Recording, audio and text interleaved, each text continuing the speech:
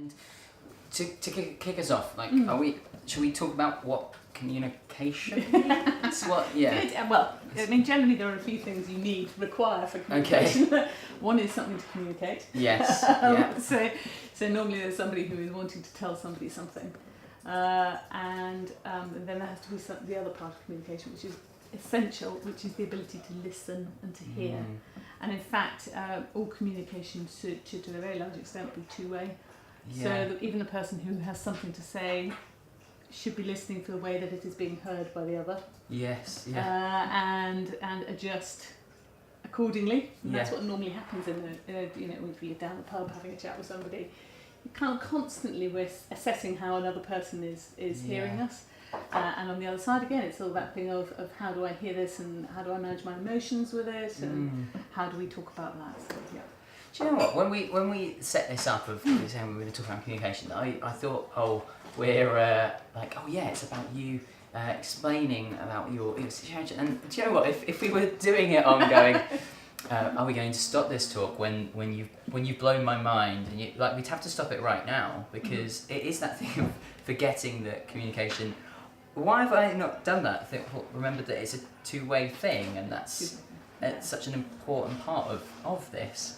So that's the end of our session today. We won't be doing anything more on that. But so yes, we're talking around communication today, and I thought we'd kick off by we're going to try and break it as best we can into kind of a kind of before, during, after kind of thing, as best we can do.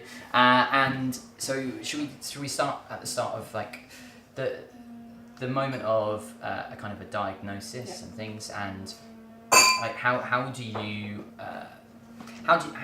what can we do for ourselves to help us communicate how we're feeling at that point? I think it's very difficult. I think the thing about all cancer conversations, particularly in that beginning part when there's the diagnosis, these are difficult conversations. Yeah. And I think the first thing is to acknowledge that these are difficult conversations. So don't give yourself a hard time about the fact that you get emotional or you get upset or it seems difficult to predict. We know they are, and I think we have to sort of acknowledge that, respect the fact that they're difficult conversations, but get through them as best we can. And there are going to be some conversations that go down really, really much better than you expected, and there are others that are going to be unexpected, but that's okay. Yes. That's to be expected at this point. So I think so it is very difficult, because I think often with a cancer diagnosis, you're going to have an emotional response. Yeah. Now that may be while you're sitting there in the doctor's office, or it may hit you when you're out of the doctor's office and are at home. Yes, yeah. So it's difficult to predict, and everybody's very different as to how that's going to impact. But yeah, it would be, most people at some point will have a degree of emotional response.